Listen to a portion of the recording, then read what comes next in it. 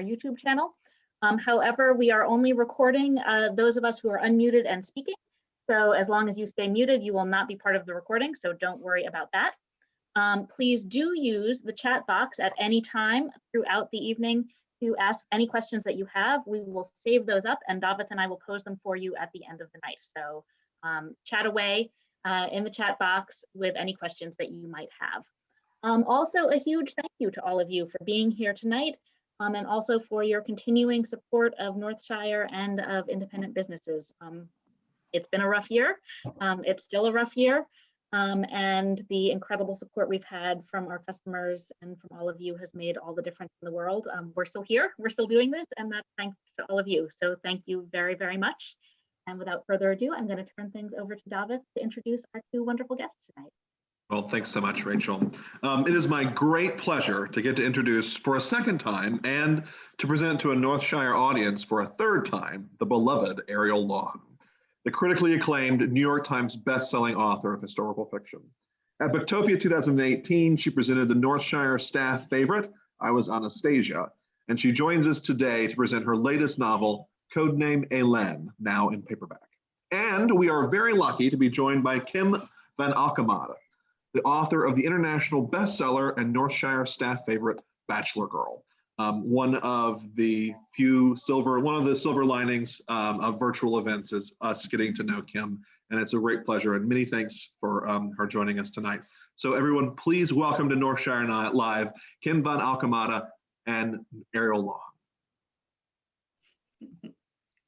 Thank you so much for this, and thank you for having me. I've told you before, I love Northshire. It's one of my favorite stores. I can't wait to come back again one day, hopefully soon. I'm really glad to be here. And thank you so much for inviting me to be part of this. I so enjoyed reading this book. I can't tell you, I think I read it in 3 days. No matter how many words are in it, I read them all and just enjoyed it immensely. And it's really a pleasure to get to meet Ariel and to talk to her about her writing and her book. Thank you very much. So Ariel, why don't you start us off with a short reading from the book? Yes, I would love that. So as you know, Code Name Hélène is the story of Nancy Wake. It is based on a true story. I would say 95% of the book truly did happen. It is the fictional telling, however, of her life and times during the war. Nancy was a young Australian expat who found herself in Europe in her early 20s, and she had just bluffed her way into a reporting job for Hearst newspapers. And one of her very first assignments was to go to Berlin and interview the newly appointed German Chancellor Adolf Hitler. And she saw the war break out and she was horrified. 8 years later, however, this is where I was captivated by her story. 8 years after interviewing Hitler, she killed a Nazi with her bare hands. And I wanted to know how a woman goes from being a young, naive journalist to quite literally killing the enemy with her bare hands. And this is her story of how she became that woman. She went from young expat to journalist to worker with the French resistance, and then spy with the British, and finally military leader. That was her evolution over the course of the war. And the very short passage I'm going to read for you tonight is actually Nancy's first attempt at clandestine activity, right when she becomes involved with the French resistance. So, it is only a few paragraphs long, if you will bear with me. The Hotel Martinez. It's only an envelope. That's what I tell myself repeatedly on the train. And there is nothing in this envelope but a set of fake identification cards, 4 in total, to be delivered to the front desk of the Hotel Martinez and picked up by a guest named Simon Bolivar. The only reason I know that this is not a real name of the person who will collect the envelope is because I have a very strange memory. I remember things, irrational things, odd little tidbits that stick in my brain and remain there forever. I think of it as a box of sorts that holds information at the ready should I ever need it. Sometimes it even empties itself of random objects and hurls them at me unbidden. The middle names of half a dozen famous authors, bawdy limericks, dates, locations, facts, accents. Because of this, I know that Simon Bolivar is in fact not a real guest at the Hotel Martinez, but a 19th century military and political leader in Venezuela, responsible for freeing 6 South American states from colonized Spanish rule. Whoever collects this envelope will distribute the contents to 4 desperate people within the coming days. The identification cards will allow their owners to travel freely under assumed French names from Cannes to Marseille to Toulouse, where they will be collected by Antoine's friend, a woman he calls Francois, though I suspect that is not her real name, who will escort them to Perpignan and finally across the Pyrenees Mountains to whatever freedom they can find. The Marseille-Cannes train rattles along its track for 2 hours, and I sit in my seat, hair coiffed, belt neatly cinched, glad to be of use. I am wearing Victory red lipstick. There are false identification papers tucked inside my purse, and my heart is ticking fast enough to make me sweat. And I think what you just shared is the first thing that really grabbed me when I started reading this book was the voice. And I'm so interested in how you were able to inhabit the voice in a way that made it your own, because this needs to be your story. You are telling the story. And yet you had some autobiographical material in which she wrote in her own voice. So I'm really curious about how you negotiated that and gave yourself permission to just own this voice, because it just feels authentic and real from the first page to the last. Oh, thank you very much. And I'm really glad to hear that, because I tend to think, at least for me and my writing process, voice is one of the harder things to accomplish. It does not always come as easy as it did in this case. I do think the fact that the story is told in first person helps, and the fact that it's told in present tense helps. Those 2 things give a very urgent sense of immediacy to the story, but I've actually got it here. I would say the thing that helped me most was Nancy's autobiography herself. It's called The White Mouse. It is long since out of print, but you'll see there all of my sticky notes that I have left. And as I read and write, I take notes and I underline and I highlight, which, by the way, is why I buy all of my research material, because librarians tend to frown upon you returning something that looks like this. I keep them forever once I have them. But in Nancy's autobiography, she tells the story of her life more chronologically than I've done in this novel. And immediately her voice comes through. She's got this really funny, smart, body way of looking at the world.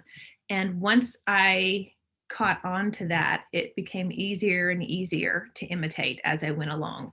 And there are plenty of places where I didn't have access to her thoughts on a particular event that happened, so I had to make them up. But after a while, keeping consistency was easy because she gave me the foundation for that and I built on it. And you mentioned that in her autobiography is more chronological. And one of the things I really was interested in the way you structured this novel was the sort of shifting chronology that we start with Hélène in 2 different points. Mm-hmm. And they like get closer and closer as the novel goes by.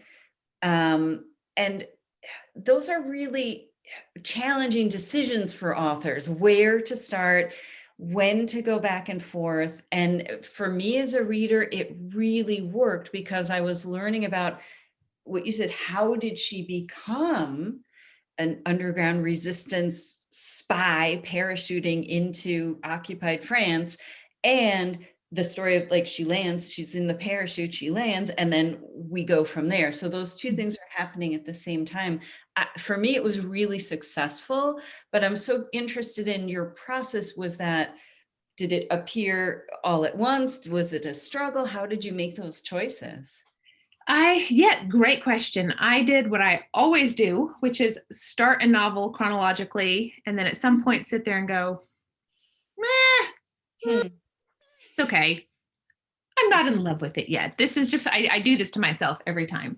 And every time I have to look at that and what I've written and go, okay, where am I going? What is my end point? What is, oftentimes it's either the last scene in the book, or as with my last novel, I was Anastasia, I was working toward the very last line in the book. To me, that was the most important line in the whole novel.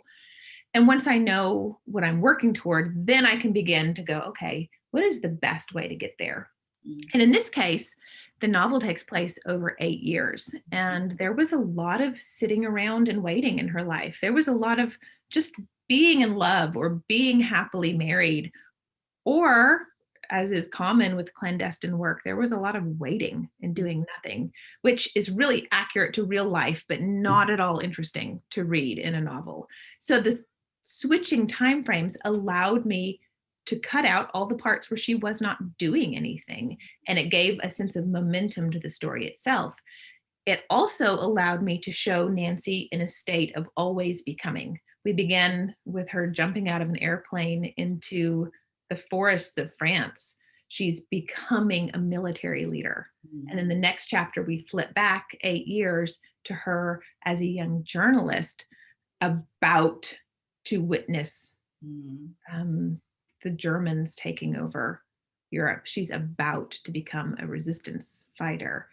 And we flip back and forth between those two things the whole time. And in doing that, you can see how a woman goes from being a journalist interviewing Hitler to a military leader killing the enemy with her bare hands. It was function for me, a functional way to tell the story, but it was also a way to keep things always happening, and she's always in the state of becoming a legend.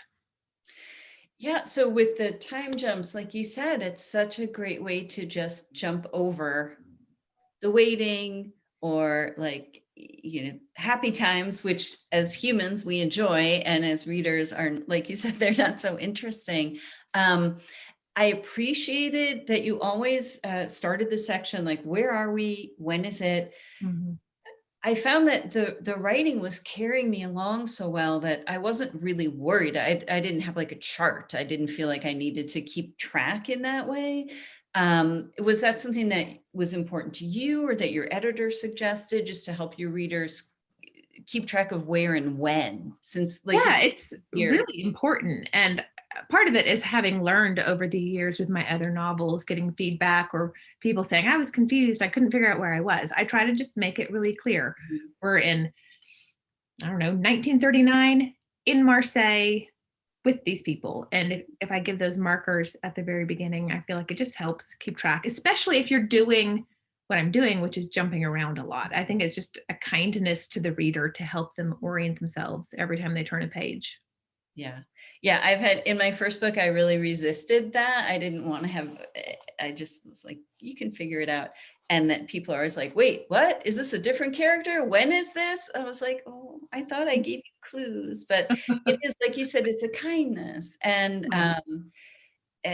yeah, and I wasn't trying, like I said, I wasn't making a map as I went, but I appreciated that I could always like take a quick look, wait, where are we? But I felt like, for me, the scene and the voice was so clear and present that I just went with it. And I never really felt very confused about where I was or what was happening, especially because from the parachute point in France, that storyline is just so propulsive. We are forming an army and engaging in clandestine activities and arming, resistance workers. And it was so propulsive.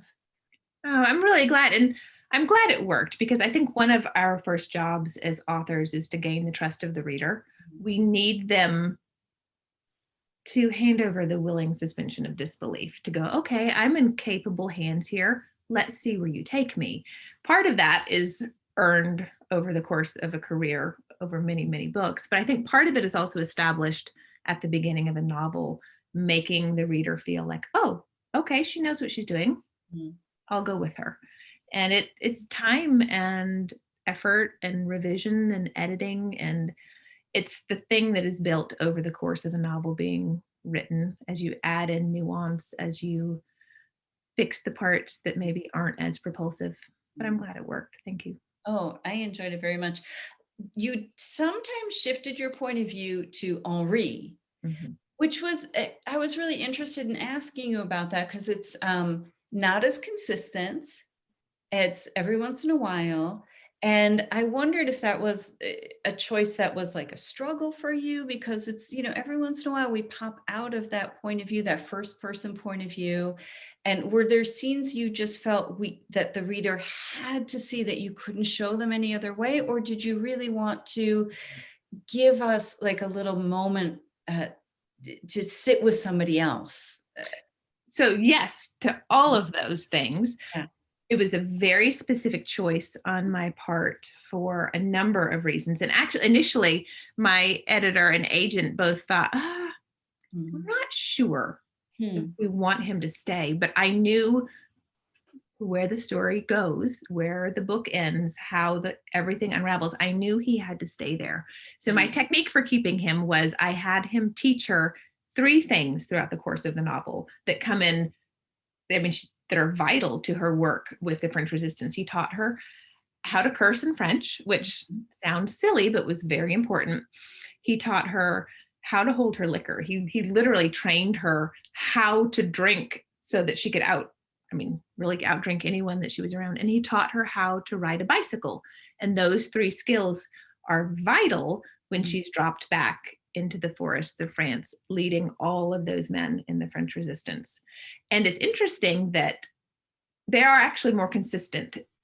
We've got Helene at war, and then we've got Nancy at home. And every single one of Nancy at home chapters, there is this brief interstitial from her husband. Oh, I didn't quite get that pattern. Yeah. And for him, I just liked him. I thought he was fun, but I also thought it was helpful to occasionally see her from someone else's point of view, either to expose a flaw or to help her seem human. And I wanted that exposure to come from his eyes. It was like I said, I was just really interested in asking you about that choice. In what I was reading, we talked about this a little bit. I had in your research. So this is a book. It's not just inspired by real events. It's not like my work tends to be situated in a real historical moment and informed by real historical events, but my characters are fictional, the things they do and say. And here you are working with a person who not only was a real character, she wrote in her own voice. The research that you do and the fidelity that you feel to all the facts, for me, I sometimes get a little overwhelmed, and it can sometimes be a struggle to reclaim that place you need as the writer. This needs to be the story you are telling. So how did you balance that in your writing process? I never intended to write biographical fiction. I never set out to write about specific people or events. It just happened that way. My first novel was based on the real story of a missing judge. And then my second ended up being set on the last ill-fated flight of the Hindenburg. And then my third was about the Romanovs, all real people. I kind of stumbled into it. And for me, it's been fun. I only write about people that have since passed on. I would never, never, never dare to write about someone who is still alive. I struggle enough sometimes with the knowledge that these people may have descendants out there reading it. I always want to honor somebody's memory. But the best way that I keep that separation, I'm telling the story. It's very close to the truth, but it's my novel. And this surprises people sometimes, but I never interview anyone that knew the person. I will read biographies. I will read autobiographies. I try to find as much from their own point of view as I can, but I don't take the step to talk to somebody before. I've since talked to plenty of people after the books are published. But when I'm writing, it has to be my version of this story. And I can only do that if I don't have somebody else's memories and emotions and emotional attachment Mhm. in there. Otherwise, I'll worry. I will worry about offending people or disappointing people or getting something vital wrong. And the thing is, I'm going to get something vital wrong. That's part of the process. I will miss a date or a fact. I get occasionally hate mail from people that are angry that I messed something up. And I will always write back and I'll say, I'm so sorry. As you can imagine, in a book of this size and complexity, it's impossible to get everything right. But if I burden myself with that on the front end, then I become paralyzed and I don't work very well. And we're not writing like academic histories, writing novels, and the reader comes to the novel with a different expectation and wanting a different experience. Someone could find Nancy Wake's autobiography, someone could read a history book about the French Resistance, but the novel is giving them this narrative experience full of adventure and characters and scenes and things that happen, and all like wrapped up in the voice that you've developed. And so it's a really different experience. And yeah, that feeling that, yeah, there's going to be facts that you get wrong. And then you have to remind yourself, but I'm writing fiction. Right. Did you come into fiction writing from a background of a lot of creative writing? Did you come into it as somebody who was interested in history? How did this happen to you? Oh, great question, and an odd one, because I don't know that you'll have heard it before. I don't have any kind of academic history. I actually never went to college. It was not ever going to be in the cards in my particular life. I see several booktopians here, so I know that they have heard this story. Forgive me. I'll give the short version for those who haven't. But if you know where Taos, New Mexico is, it's 90 miles below the Colorado border. My parents moved there before I was born. They built a house with no running water, no electricity, and no television. And that is how I was raised. I spent the first 16 years of my life there with them. And I left home very early. I left home at 16. Actually, same as Nancy Wake. We have that in common. It's one of the few things we have in common. And I worked and I traveled and I taught myself to write because it was the only thing I ever wanted to do. As I said, I grew up in a house with no electricity, so we read a lot. And my mother read to us up into our teen years. And I knew from a really, really young age that telling stories was the thing that I wanted to do. So I pursued it pretty doggedly. And about the time I stopped having babies, my husband and I got married in 2001. Our first son was born in 2003, and we ended up having all four of them in 5 years. So I've been very productive for a long time. And as soon as we stopped having babies, I started writing books. But earlier you were talking about the difference between biography and fiction. When somebody picks up one of my novels, I assume they want me to tell them a story. They're not necessarily looking for a personal history of a historical figure. They're looking for a story, and telling stories is really the only thing I have ever wanted to do. And I'm just really grateful there is a profession that allows me to do it. Well, I enjoyed the story very much. And I was reading that there's going to be a television series. How incredible, like, what can you tell us about, like, how does this happen and how do you feel about it? How connected are you to that process, or where is it? I mean, it's pretty cool. It's surreal, to be honest with you. Oh, I was telling you guys earlier before we got started that the book came out in hardcover the week that everything shut down. Originally, it came out end of March of 2020. And originally I was going to be traveling for all of April and half of May on book tour. And that ended like overnight. And we had to pivot really quickly to online events.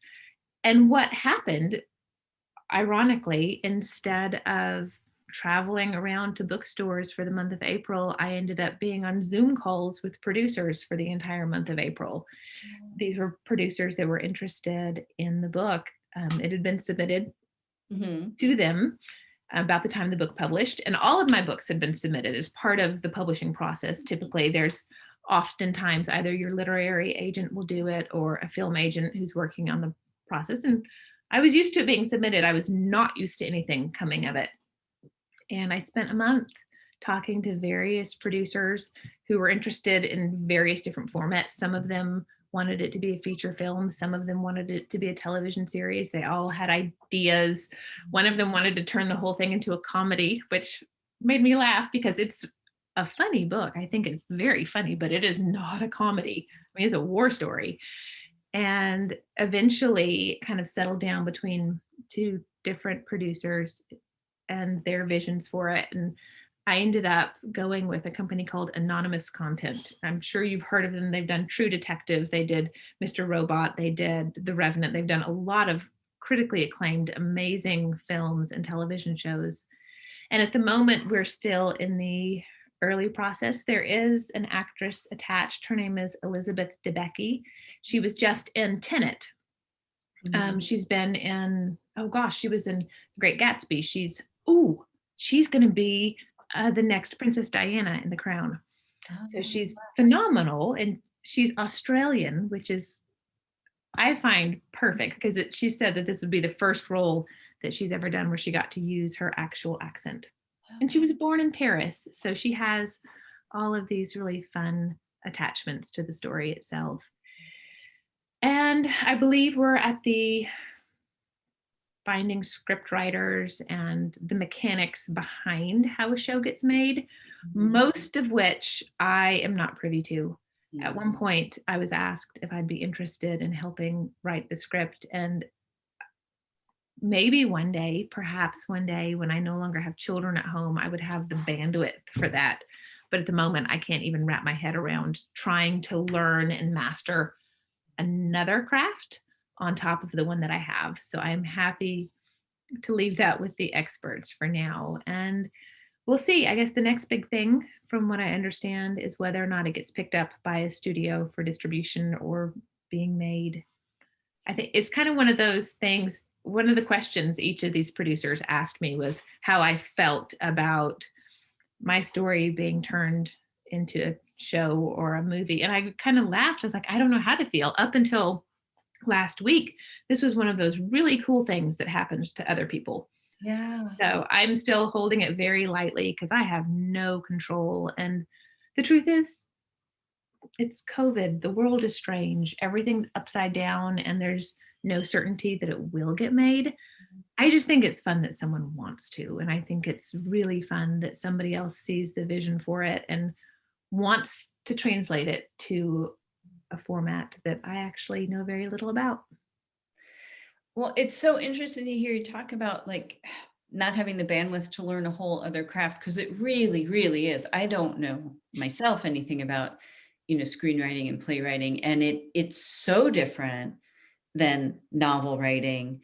And there are some authors who can do both, and that's pretty awesome. But it sounds like it's just this great like ride that you get to go on and see where it takes you. Yeah. And I still have 4 kids at home, and currently 2 of them are homeschooled full time thanks to COVID. So my daily hours shrunk quite a bit this time last year, and it didn't seem fair to them to have even less of me than they do right now. But yeah, we'll see where it goes. I'm excited and hopeful and still just stunned. Well, congratulations. It was, for me, it was a really cinematic read. Not that it felt like I was reading stage directions at all. The experience was very much immersive and novelistic, but the scenes were so vivid that in my mind, it's already a miniseries, which is, I think, the great thing about reading novels is that each reader gets to bring their own imagination. You have to engage. All we get is like words on a piece of paper. They're not very fascinating to look at. And you have to build that whole world in your mind, like in conjunction with the writer. And your book enabled me to do that in a way. Like I said, it feels like there was a mini series that happened already inside my brain. So I'm sure it's going to be fantastic. Let me just check in with Rachel and David and see if there are questions from the people who are here that they want to ask you. I don't want to monopolize all your time. Sure, we could ask a few audience questions and then loop back to you, Kim, if we have some time. Sure. The first one we got was from Sharon Person, who is no relation and is the first not related person that I've ever encountered in the wild. So hi, Sharon. And she asked how long your research was. How long the research process was? Trying to think. At least 6 months.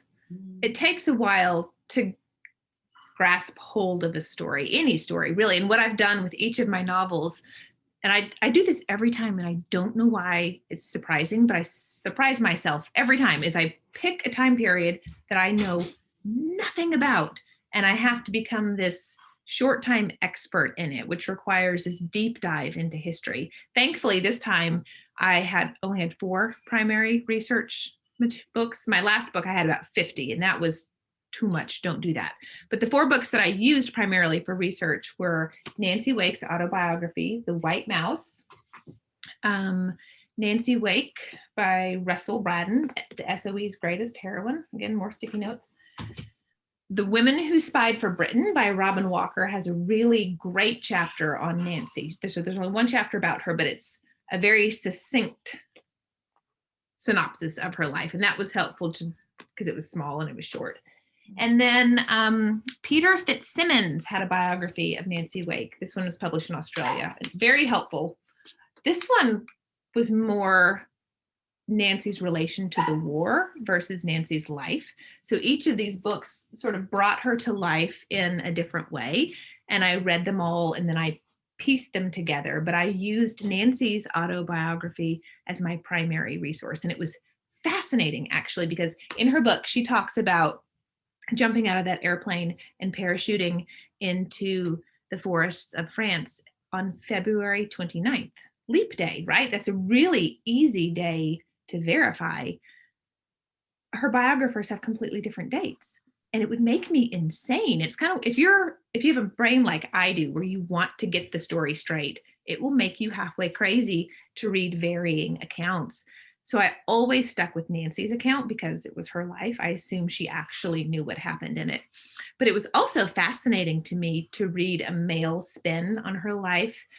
One of her biographers in particular hints at moral behavior that she never did. And I was always fascinated to know if he was exaggerating or where he came up with some of this stuff, because she was really blunt about what she did and who she was and where she went, and was not ashamed of a single moment of her life. So I can't imagine her leaving some of those more salacious details out of her own memoir. But there were different accounts and I always picked hers. So yeah, about 6 months. And then I kept them on hand always. If I was writing about a battle, I could flip open each different, there are different sticky notes to show which was what part of the book, what code name. And I'd flip it open and I'd go back and I'd find a detail and clarify. And I researched the whole time, but up front, a good 6 months. That actually ties in. There was a question from Mary, which you mostly answered, about what other resources you use, but she asked also, are there many articles and stories about Wake that were written during her lifetime? In her later years, yes, you can Google any number of different articles. When she passed away in 2011, there were a number of obituaries written about her. The best thing, though, I don't recommend doing this if you haven't finished the novel, but if you have finished, pour yourself a very large glass of whatever your favorite beverage is. Nancy would say brandy. Go to YouTube and search videos of her. It's phenomenal. There are any number of documentaries and just interviews that she did in her later years. And she never lost a bit of vim or vigor. And she's hilarious. There was a movie made about her life in Australia, I think in the early 80s. And in this interview, somebody was asking her about it. And she's like, it was terrible. They have me out in that forest cooking bacon and eggs for all those men. And she's like, first, there wasn't bacon or eggs to be found for love or money. And second, I had men to do that for me. And you have to love her. You have to love her because she just spoke her mind. And I appreciate anyone who speaks their mind. Thank you so much. That's really, really fun. We've got a question here from Anne O'Brien Corelli, and she says, the book seems to have underlying themes and messages that may not be so apparent. Can you talk about those? Yes. Oh, there are several, actually. The two that come to mind, and this is a comment that I get quite a lot, is the story of a good marriage. You have Nancy, you have her husband, they fall in love, and they have this really wonderful, really lovely marriage. And I call it a pet peeve of mine. That might be too strong. I wish there were more good marriages portrayed in print. I understand why there's not. It's hard to write about a loving marriage. There's no conflict, and conflict is the heart of story. So it makes absolute sense why there are all these horrible, murderous marriages in print. But I want to see more good ones. I just celebrated my 20th anniversary. So I have a soft spot for a happy marriage. And I wanted to portray a happy, committed marriage. I wanted to portray a good love story. I wanted to portray a good man. I happen to be married to one. I'm fond of them in general. I wanted to put one in print. And I wanted to see if I could tell that story and still maintain tension and conflict throughout. Let's see, another theme, I suppose, that seems to come to light a lot or that people are curious about.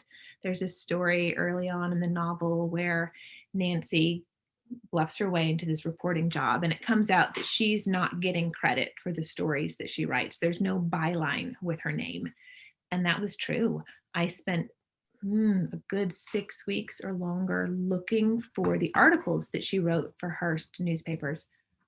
Couldn't find them. They're gone. None of her biographers cite them. She doesn't have them in her own book. I wanted originally to use little excerpts of them. They're gone. And what I found out after a very lengthy search is that Hearst doesn't make their archives available online, so you can't find them. And at the time, it was common practice, not universal practice, but common practice for women to not get a byline when they wrote for newspapers. The stories would either be filed under their supervisor's name or no name at all. And as I worked on this, it became really apparent to me that Nancy was being erased from history, even as she was writing it. And I think a lot of women, particularly in this day and age, really respond to the idea of getting credit for your work, having your name on something, getting the credit for it, and having that last through history. That's really important and a great point. Thank you. There's a question from Tom. He asks, are the paragraphs that you read at the beginning the opening paragraphs of the book? It sounded like you were launching in somewhere a little ways into the story. Yes, they're not the opening paragraphs of the book. They come, let's see, roughly halfway through. It is in the version of Nancy before she goes to war. The opening of the book is actually Nancy on a Liberator bomber taking off from an airstrip in London and being flown over the English Channel toward France. And the chapter ends with her jumping out of an airplane for the first time into a war zone. So I wanted to open with a bang. And I mean, you couldn't pay me to jump out of an airplane, but she did. And then a great quick question from Nancy. She says, it sounds like you have quite a story in your own life. Have you ever thought of writing a memoir? That is actually something that I get asked whenever I give a little bit of information about my background. I doubt I ever will. I don't know that all stories need to be told necessarily. I think that memoir is an art form in and of itself. I don't know. I certainly wouldn't do it anytime now. I certainly wouldn't do it when my father since passed on, but my mother's still here. And I think I would never want to hurt her. I wouldn't ever want to expose parts of her life necessarily that she hasn't talked about. And memoir is not just about the person writing it. It's always about the people in their lives. And I don't know, maybe one day, but probably not. Thanks, Ariel.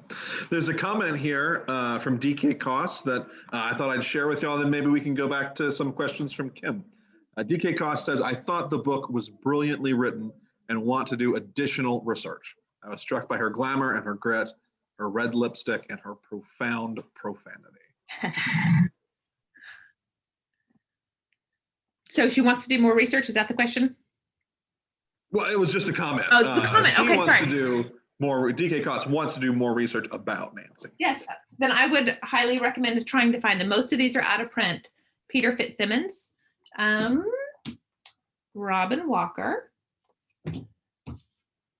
Russell Braddon. I know this one has been reissued. I think this is nearly impossible to find anywhere. I think I bought this from a used bookstore in London and it took about 8 weeks to get here.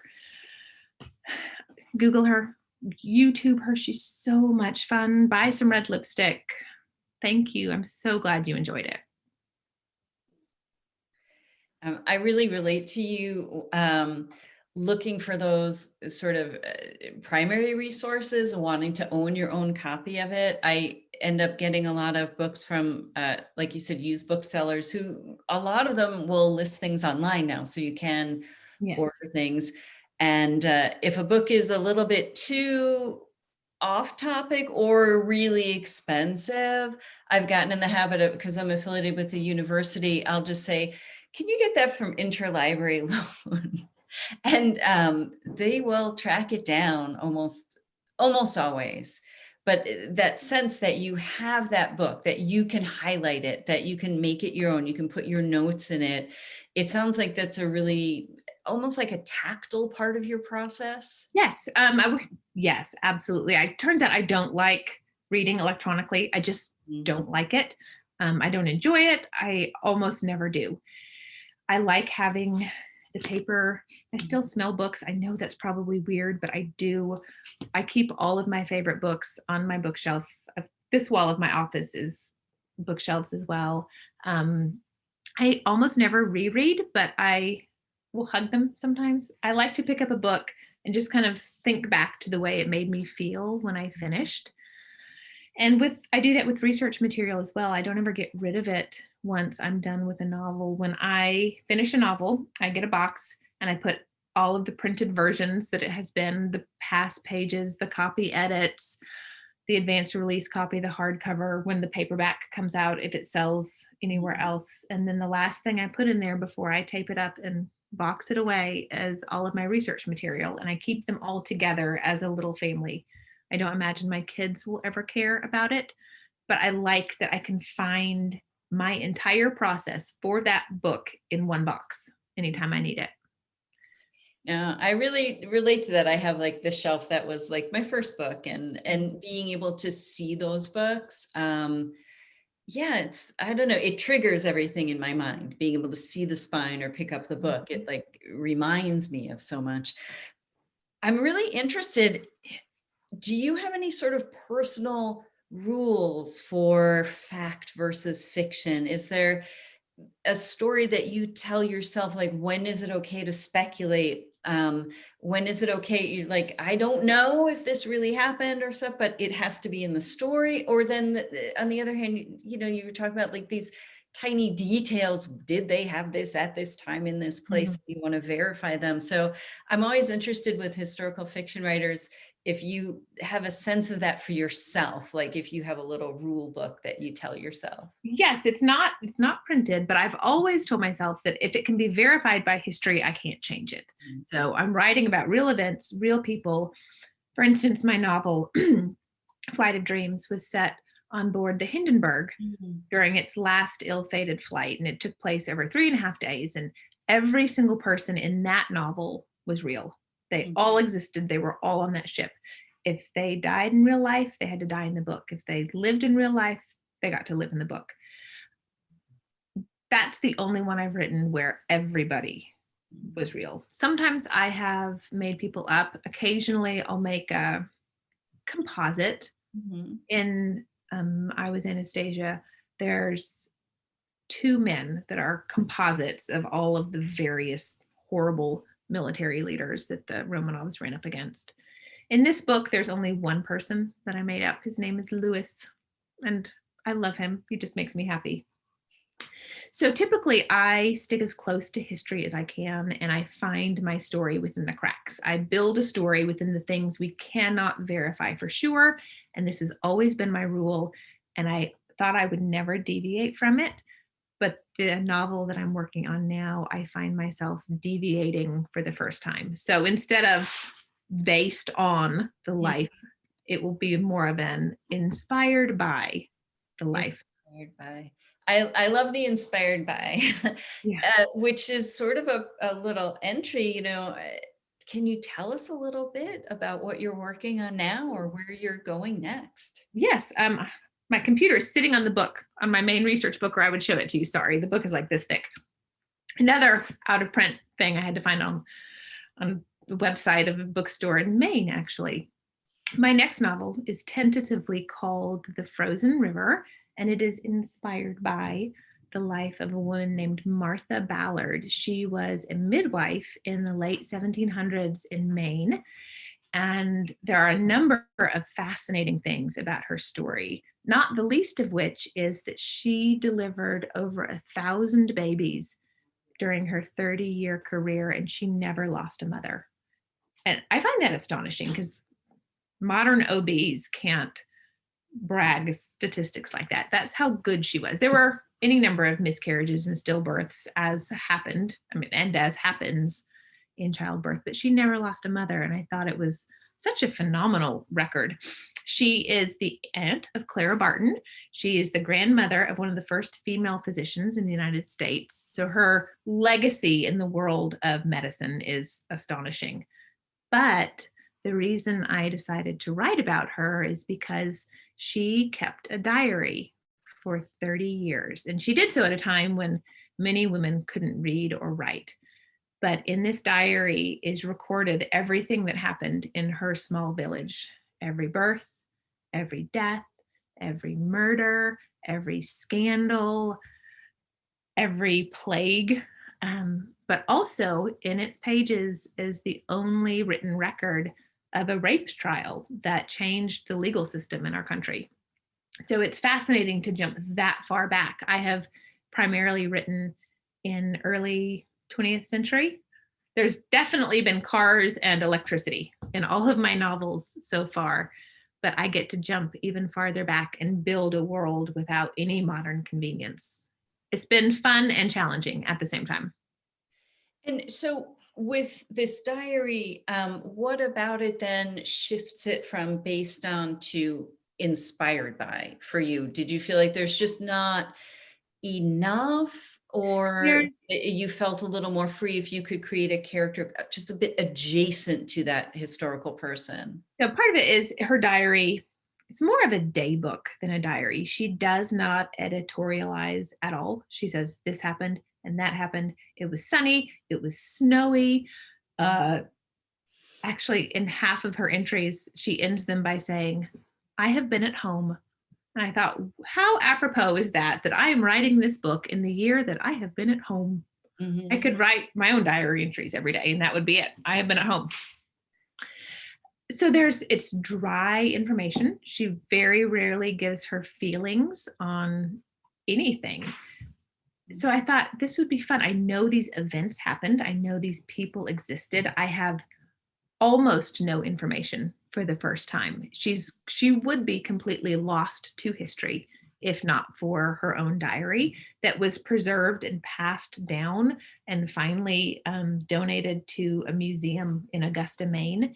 And then some blessed soul came along and typed the whole thing up. And there was a very limited printing in 1992, I think, of just a couple hundred copies.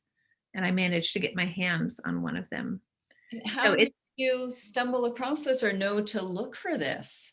Again, the way it always happens to me, I randomly read an article about her and it mentioned how many children she delivered. It mentioned the fact that she'd never lost a mother. And I thought, that is fascinating. And I love midwives. My mother had 6 children and she had all of them at home with midwives. So I just have a fondness for them. I've seen many a midwife at work.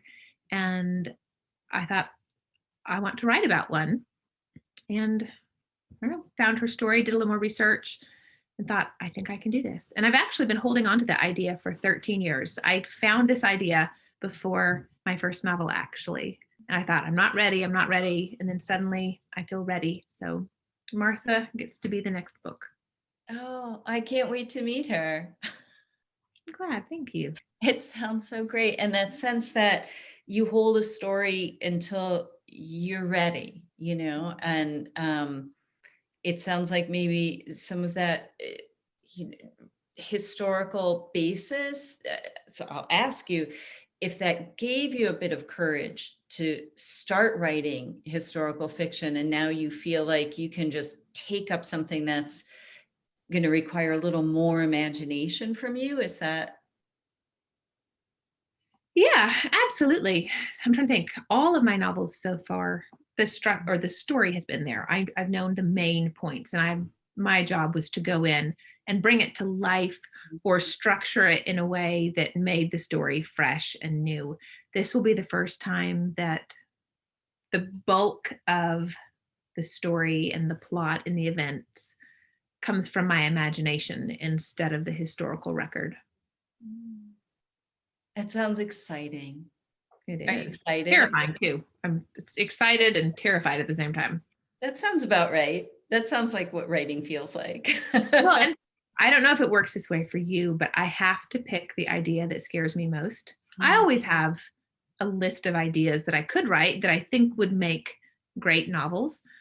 But when it comes time to commit to one, I always look at that list and I try to identify the one that scares me senseless. Because if I am afraid, if I have that uncertainty, if I feel like this might be the time I fail, it forces me to bring my best work to the table. It forces me to push outside of my comfort zone, and it makes me try harder than I ever have. And I personally need that. I need to know that I'm telling a story I've never told before, that I'm telling the one that brings me right to the edge, sort of, this could be great or the worst book ever written.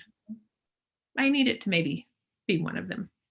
Yeah, it's actually a really helpful thing for me to hear tonight. I'm just finishing up a section of the book I'm working on, and I similar to you, I tend to go back and forth into kind of chronologies. And for the first time, I've gone out of New York. I tend to be very like early 20th century New York is like my little wheelhouse. And but my father was born in Rotterdam and was a child during the Blitzkrieg on Rotterdam. And so I'm writing a whole section of chapters set in the Netherlands during the occupation in World War II.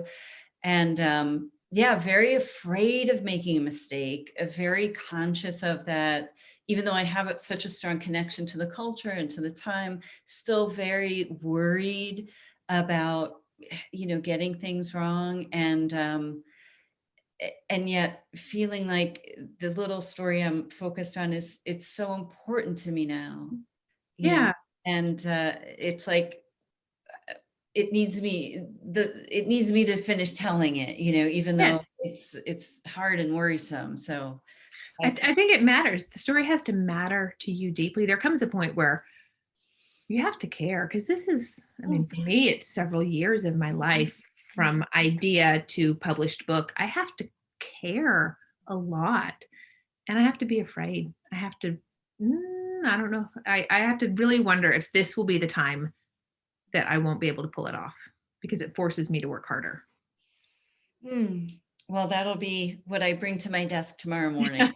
I'll be like, embrace the fear. Yes. Fear is good.